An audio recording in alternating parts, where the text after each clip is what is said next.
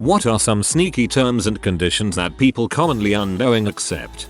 In Germany we have a large online shop that sells mostly fandom stuff for Harry Potter, Lord of the Rings, etc. In their terms and conditions you agree to be a good person, hold the door open for others, etc.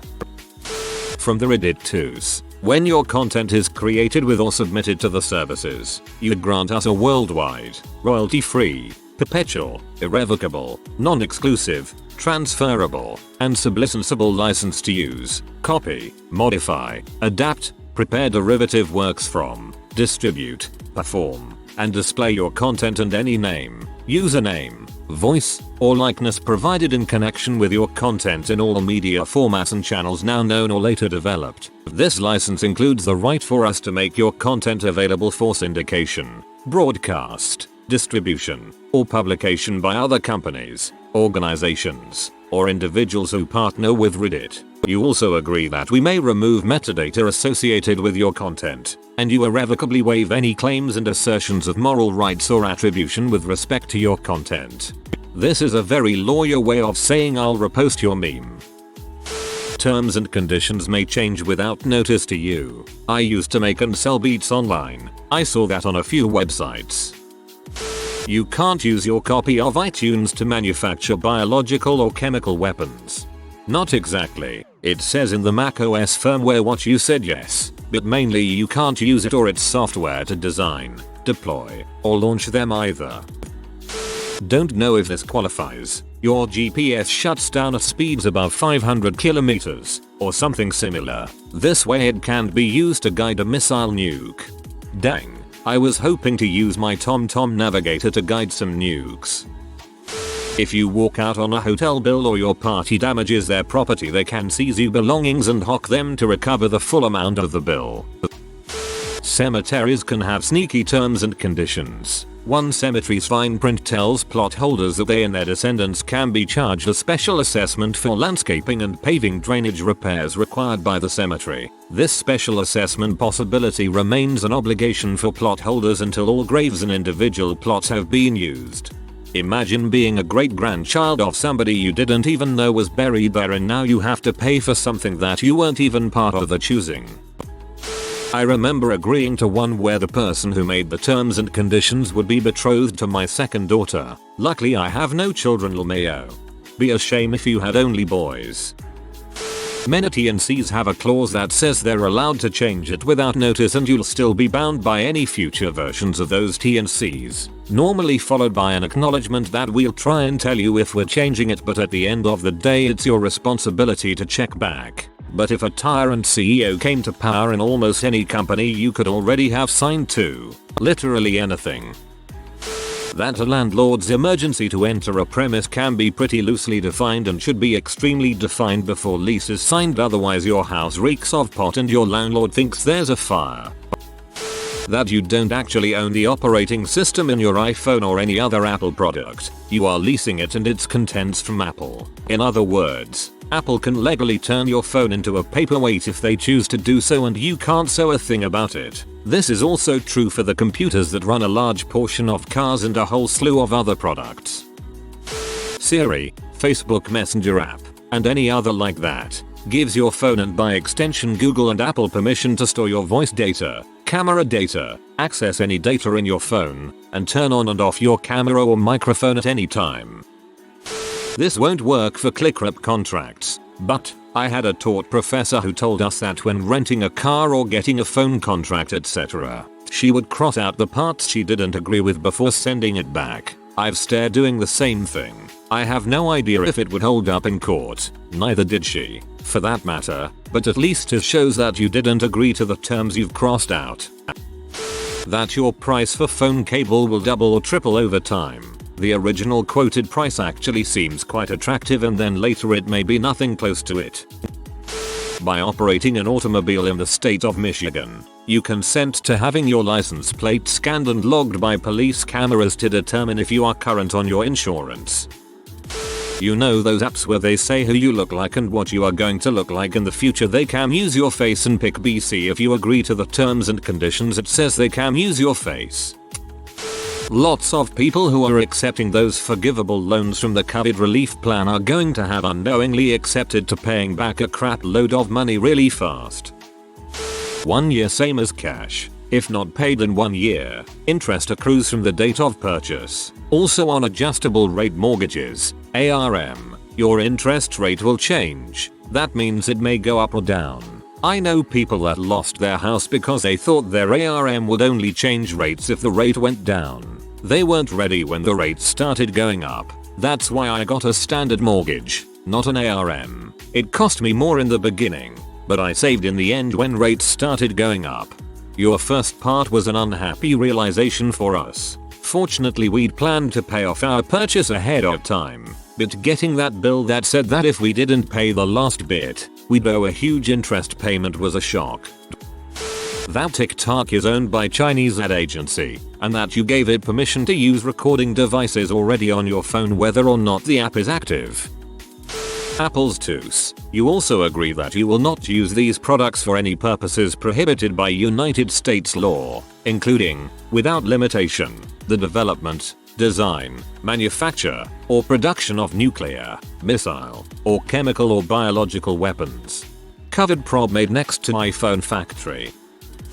You can't use software for anything the manufacturer did not intend, and they have the right to revoke your license to use it if for any reason they think you might be doing such. Also, when you buy virtual products, be it programs, movies, music, etc., you are not actually purchasing that product in most cases as you would if you bought a physical copy. You're actually simply purchasing a license to use, view, listen, experience it on terms set by the manufacturer or seller, and they generally withhold the right to revoke said license for literally any reason. Basically, in the coming virtual era, spending money doesn't really buy you anything. You'll be better off torrenting stuff if you want to keep using it long term. So in a vague and funny way, they are advocating piracy for long-term use. Most corporations have clauses you agree to when they hire you that are to the effect of if you create anything like a book or painting, and you did even 1% of it during company hours, like if you jotted down some draft notes for the book you're writing on your lunch break at work, then the company owns 100% of the intellectual rights of the entire work. It is commonly known that Apple can sew your mouth to someone's anus, or sew someone's mouth to your anus, or both, thereby creating the human centipede. Can they read though is the real question. Apple has something hidden 1372 words in. Apple may seize control of any living organism to use as the physical vessel for Steve Jobs once the deal with any willing deity is done. Most Apple software, including OS X and iTunes, includes an agreement that you will not use it in the development of weapons of mass destruction in the EULA for some reason. Pretty sure it's in there as a joke. Then again, maybe if they were on a more secure OS, Iran's nuclear program wouldn't have been gutted by Stuxnet, so who knows. Seasons passes for theme parks often have a clause in it that there are no refunds. I live in an area with a park off season, so if you purchase a pass in the winter and the park decides to close over the winter permanently, you are out the money you spent on the pass. Source: this happened to a lot of people in my area recently. They had to contact the state attorney general and start a case to get the money back. Don't do this. Don't buy a season pass for a theme park that is not yet open for the season, no matter how good the deal is. Just don't do it. If you want to know how much was lost collectively from people purchasing passes for a theme park that decided to close over the winter, it was around $500k. That's a lot of money. If you buy a pass for a chain like Six Flags, you are buying a pass for that chain of parks, which means if the one nearest to you closes, you are going to be stuck with a pass that is valid at any of the other parks in the chain, and you are also not due a refund. However, you will have to travel far and pay for hotel and amenities when going to the other parks, and you may not have another park near you for many miles. So that's another thing to consider before buying a theme park pass. This goes for most park chains. Also, some gym memberships say you have to visit a physical location to cancel. This could be difficult if your gym closes up and there isn't another one near you. I think Planet Fitness is famous for this. If you are buying a membership or pass of any kind, please buy it with a form of payment that has some form of protection, such as a credit card with protection or a bank account that has protection on it. This will make it a lot easier should something fishy happen and you need to request a refund. Anything you write on Google Docs they have right to, so if you spend years writing a book on Google Docs they can use what you wrote, publish it, make money off it and not pay you a cent. The German online shop for pop cultural stuff Elbenwall GmbH prompts makes you join the spew of Hermione Granger from Hogwarts, Society for the Promotion of Elfish Welfare. They even request you to donate the 2 sickle of one-time membership fee to their postal office. Arbitration in the jurisdiction of their choosing clauses, and usually facilitated by an industry contact, basically removes legit legal recourse. Absolutely repugnant. Leases that allow your landlord to come into your apartment whenever they want to. Seriously, please read your leases carefully and don't assume that you automatically fall under the 24-hour in advance notice by default, unless there is an emergency like flooding or smoke which allows them to legally barge in. They can write it in as a vague clause to come inside whenever they want. It happened to one of my friends who temporarily lived in a unit above me. The landlord would come into her apartment while she was gone and mess with her belongings because they didn't like how she organized. Don't be afraid to ask to rewrite a clause before signing. The landlord would come into her apartment while she was gone and mess with her belongings because they didn't like how she organized. That's illegal everywhere, regardless of what the lease says. In some areas, it could result in major damages against the landlord. Phone plans that are advertised to have unlimited data. It's never actually unlimited and there's always a fair usage policy. Most I've seen is 80 GB month. Very quick way to incur a serious bill if you hotspot or use your phone a lot. Arbitration clause. It's a very common term that says you give up your right to sue us in court or be part of a class action. Terminating or deleting your account does not stop them taking payments. They can require 30 days notice to stop continuous rollover payments. Refunds and returns. A lot of companies, especially online ones, have outrageous and sometimes illegal policies in regards to returns and refunds, claiming that all returns are change of mind, trying to charge huge amounts of money in restocking fees and charging for postage that was originally free, insisting you can only have a store credit instead of a refund. Stores can have their own policies as long as they don't contravene state or federal consumer protection laws. They may have a policy that says store credit only, but the federal laws may be that you can get a refund if an item is faulty or not fit for the intended purpose. Most people never read the terms and conditions, but you should familiarize yourself with your state and federal consumer laws. If you post images to social media, you can no longer claim exclusive copyrights. AKA your images are no longer yours, which is a big deal if you're a photographer. There are many sites which require you to agree to an automatic annual renewal of what you want, and they make it next to impossible to cancel it. I work with school districts, and in my state almost every contract that a school district sends us has a section that says they are not allowed to do business with any company or entity that engages in boycotts against Israel. Excuse any grammar errors. English is not my first language. Probably that you technically don't own your Steam games, even if you need another platform. Like Rainbow Six Siege needs that you download to play, and if magically Steam disappears you'll lose every single game that you had in your Steam library. Found that out when Steam updated to not work on my computer. Read this story somewhere, so I apologize if I botch details. Some company put a code word deep in their terms and conditions for an expensive prize, $10K or something, with the expectation nobody would actually read them. According to the story, one old man was the only one to read the full terms and conditions and collected the prize.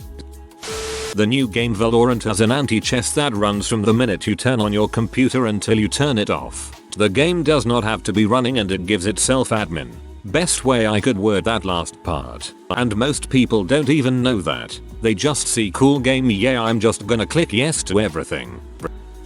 That when you put a child into the world you're supposed to provide it with love, respect and security. I think a lot of parents overlook the terms and condition because they were too eager to frick.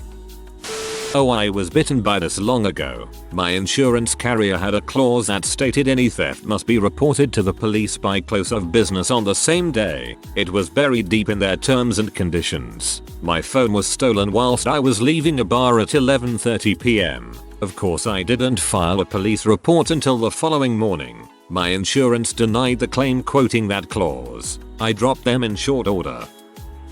Allowing all those "what kind of potato are you" Facebook games access to your profile information for data mining purposes. The SNL app had SNL emojis. Sounds fun until I realized that by using them you agree to give the app developers access to all your texts. I immediately chose not to listen to delete the app. When you sign the paperwork to check into a hotel room, most times the paperwork you signed either allows the hotel to charge you any amount they deem if anything happens to the room, or you break any of their rules at all. This was a while back, so I hope it still counts. There was this one coffee shop who wanted to test if visitors actually read the terms and conditions when connecting to their Wi-Fi. The conditions stated that they need to clean the public toilets in their surroundings for an entire day. As soon as the owners laid that out to the visitors, they were shocked. But at the end of the day, they didn't need to do it. Sorry for the English.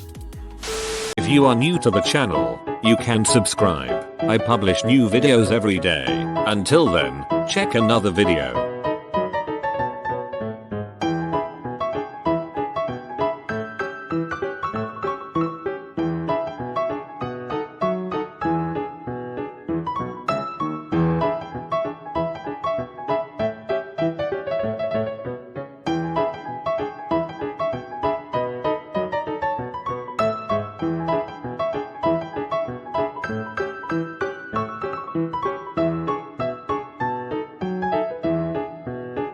Bye for now.